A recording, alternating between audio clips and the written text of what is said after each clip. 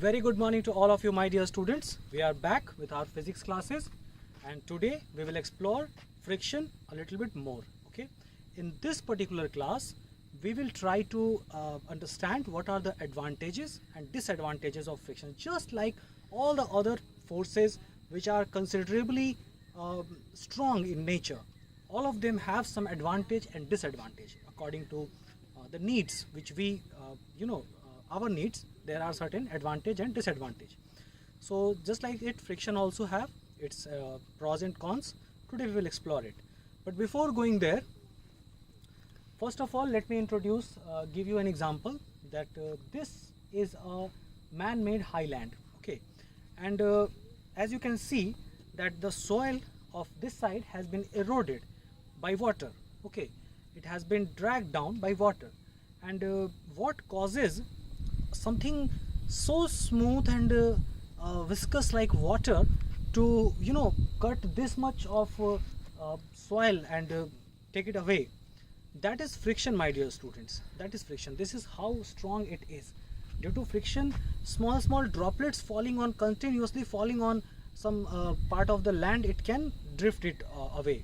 Okay, so soil erosion is also an example of example of friction. Okay. So in our previous class, we understood three things: static, rolling, and sliding friction. But it was too noisy, so I'll give you one example again to make it clear. Okay, let's say we have a bike. Okay, and if we have to understand sliding friction first, then what we will do, we will make it here. Let's say this bike is standing here, okay, and we have to move it. So initially we have to apply a lot of pressure to make this bike moving, okay, and that is due to the static friction. This bike is at static position, it is standing here, and if we want to move it, initially we have to apply a lot of pressure, but once it started moving, it is comparatively easier to move it, isn't it? Okay, once it has started moving, right now it is in a static friction. We have to apply a lot of pressure to, as you can see, we have to apply a lot of pressure to start moving it. But once it has started moving, it is comparatively easier to move it here and there. Okay, similarly there is a sliding friction. Once a bike is, let's say this bike is moving, okay, and as soon as this is rolling friction, it is moving, and as soon as we apply the brake, it slides. Okay, and it slides, and as we have discussed, that sliding friction is stronger than rolling friction. That's why it stops. Okay, let's say it's rolling, and as soon as we applied the brake, it stops. So the sliding friction gets converted into, the rolling friction gets converted into sliding friction, and it causes the bike or any other motor vehicle, trucks, buses, cars, or any of them to stop. Okay, this is it.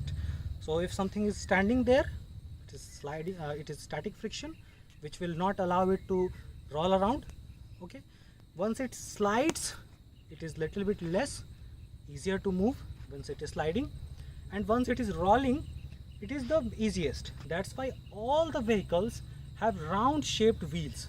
That is the importance of wheel, because they convert sliding friction into rolling friction.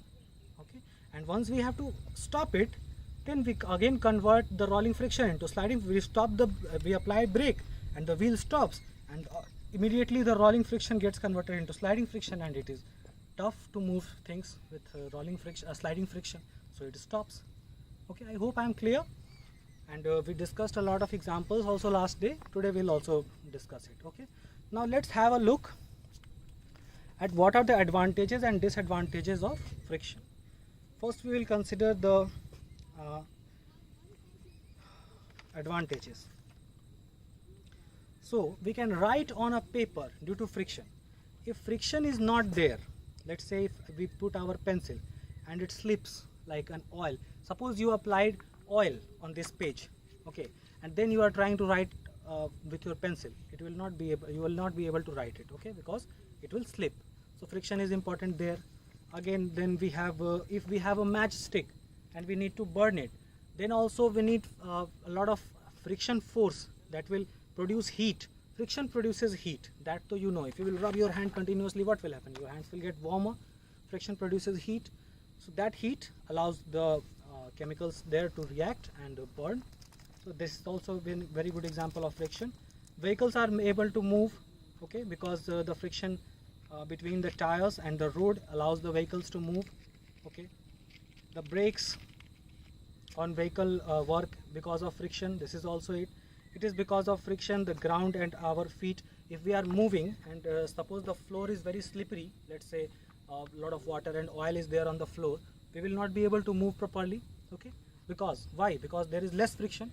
If there is more friction, our shoes have a lot of those cuttings and all those things which increases the friction, then it is easier to move, okay. So friction on ice you will feel very difficult to move. Why? On slippery tiles you will feel difficult to move. Why? Because there is less friction. So friction helps us move, okay. Parts of machine move over each other. In the absence of friction they will trip, okay. Friction is this is how friction is important. Do you have a matchstick anywhere? Okay, I'll show you with this example.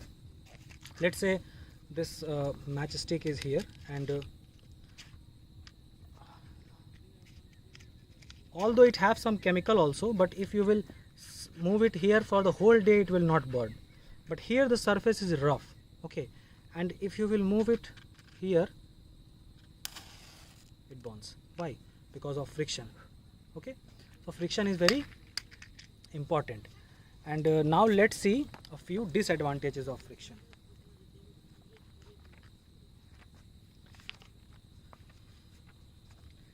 The same features of friction like producing heat and these things also serve as disadvantages. How? Friction opposes motion. If friction will not be there, our tires will never burn out, they will never get old. If we simply do like this and we start sliding, then we will go to wherever we want because there is no friction at all okay, unless we don't want to stop somewhere. It's good. Shoes and shoe soles and wheels of vehicles wear out due to friction between the ground and the the tire, okay. Uske baad then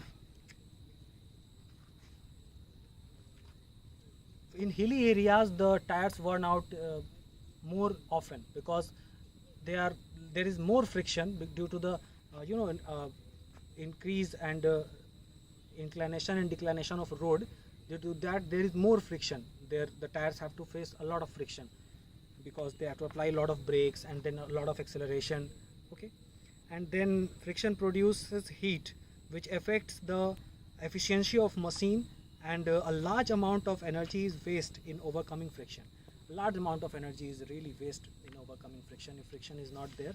But that is also necessary. Now if let's say if that is true, let's say if I am sitting on my bike and I once accelerated it and there is no friction at all, it will go on moving forever, never stop, okay.